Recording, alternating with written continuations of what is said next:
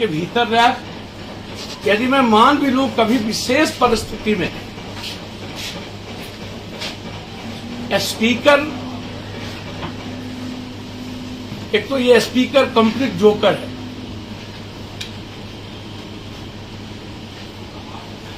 जिसको ना तो कोई समझ है ना तो कोई ज्ञान है कि हाउस की नियमावली को कंडक्ट कैसे किया जाए। यदि विपक्ष हंगामा कर रहे थे तो एक रास्ता था सदन को एडजॉर्न कर देना, दूसरा कोई रास्ता नहीं। उसके बाद आप एडजॉर्न के बाद सारे विधायक बाहर जाते, आप ताला लगा देते सदन के भीतर और सत्ता पक्ष जाके अपनी मनमानी कर लेते।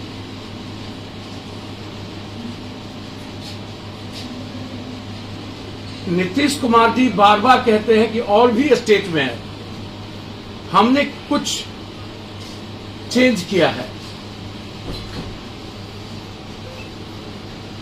अब नीतीश कुमार जी ही सबसे बड़े ज्ञानी हो गए, यह आश्चर्य है। और कोई ज्ञानी ही नहीं है, सब बेवकूफ है। इससे बड़ा दुखद सवाल जब वो करते हैं और सदन में जब वो बोल रहे थे इतनी बड़ी घटना के बाद, एक विधायक को लात से मारना, महिलाओं की साड़ी को, विधायिका को कंप्लीट छत विछत कर देना, एक काला पेंट और उजला शर्ट वाला व्यक्ति जिस तरीके से फाइट से और रैप जिस तरीके से लात से मारा, क्या अब आपको लगता है कि कोई विधायक क्षेत्र जाने के लायक बचे हैं? क्या सत्ता पक्ष बच जाएंगे? कल सत्ता पक्ष के विधायक का क्या यह हश्र नहीं होगा? क्या सत्ता पक्ष के विधायक को रिजाइन नहीं कर देना चाहिए? एक सिपाही सदन के भीतर आकर के, अब विधायक कहां बचेंगे? अब तो चौक चौराहा घेर घेर के मारेंगे विधायकों को। सीआरपीसी है विधायकों के लिए, यदि किसी केस में वो इन्वॉल्व है तो आप राइट नहीं है आपको पीटने का।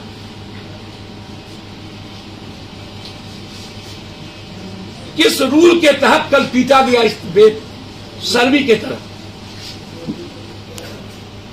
काला अध्याय लिखा जाएगा इस बिहार का। जब तक अब ये देश रहेगा तब तक बिहार विधानसभा का काला अध्याय, काला अध्याय। और 71 साल के 72 साल के एज में नीतीश कुमार जी, आपको हो क्या गया? आप जनता के प्रतिनिधि को जब पिटवाएंगे तो अब तो थानेदार और सिपाही पूरी जनता को चुन चुन के मारेगी। मैं प्रेस के साथियों से कहूंगा, आलोचना गुंडई कल मुझे समझ में नहीं आई।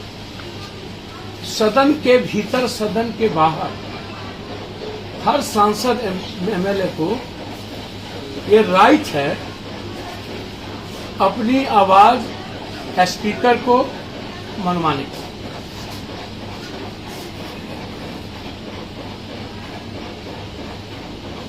जब बिल आप कोई लाएंगे, सदन में भी बहुत बड़े बड़े बिल फाड़े गए हैं लोकसभा में। आज मुझे सोमनाथ दादा का याद आ गया। यदि सोमनाथ दादा होते तो सबके सब प्रशासन के लोग डिस्चार्ज हो गए, डिसमिस हो गए।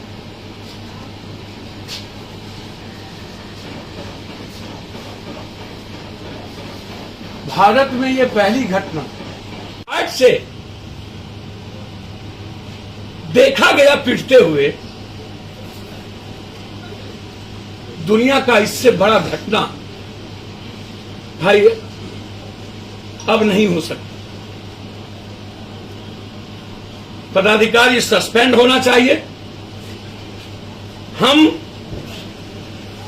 सीआरपीसी और नियमावली के रूल्स के मुताबिक किस परिस्थिति, कौन सी ऐसी परिस्थिति आई कि पुलिस और सिपाही और सिविल यज्ञ को बुलाया गया। सिविल में कैसे? कौन वो मजिस्ट्रेट थे? क्या वो एसडीओ थे? जब आप रैब को बुलाए तो परिस्थिति क्या थी? क्या स्पीकर पर हमला हुआ था? क्या मुख्यमंत्री पर हमला हुआ था? यह सरकार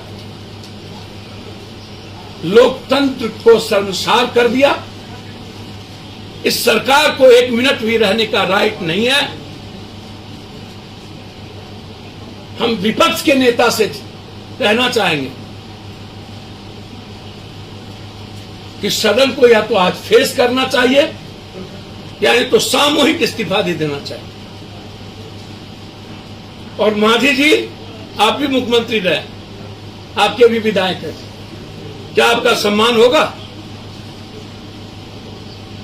ऐसे समय जब पूरी मर्यादाएं खत्म हो गई तो एनडीए गठबंधन से घटक को समर्थन वापस लेना चाहिए। और हम मांग करते हैं जदयू के विधायकों से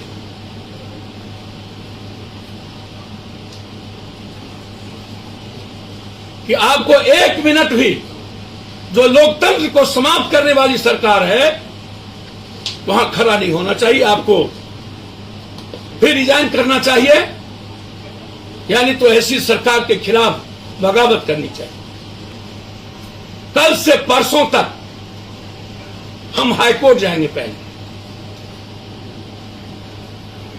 कि किस रूल के तहत विधायकों को पीटा गया। वहां विधायक जब इतनी बड़ी मंदिरों में विधायक को फाइट फाइट फाइट, लत्तम जुत्तम जूता से, तो हम चाहेंगे हाईकोर्ट में लॉ का इंटरप्रिटेशन हो। हाईकोर्ट हमारी नहीं सुनेगी तो हम सुप्रीम कोर्ट जाएंगे। दूसरा, जो विधेयक लाया गया है, निर्णय है, आदेश है, उसके खिलाफ है। सर्वोच्च न्यायालय ने पहले ही आदेश दिया हुआ है, आतंकवादी हो उग्रवादी, आप किसी को मारते हो, कोर्ट या समझती है कि मारने में तरीके गलत है तो कॉग्निशन बिल्कुल लिया जा सकता है। ये खिलाफ है।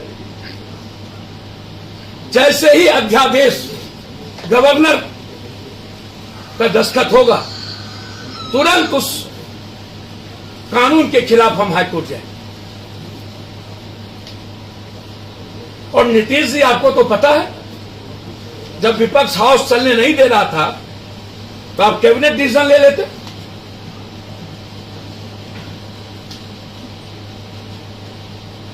और कभी कभी दुख पहुंचता है, कल यदि विपक्ष के नेता गोली खाने को, लाठी खाने को तैयार हो गए होते तो एक भी विधायक नहीं पिटा।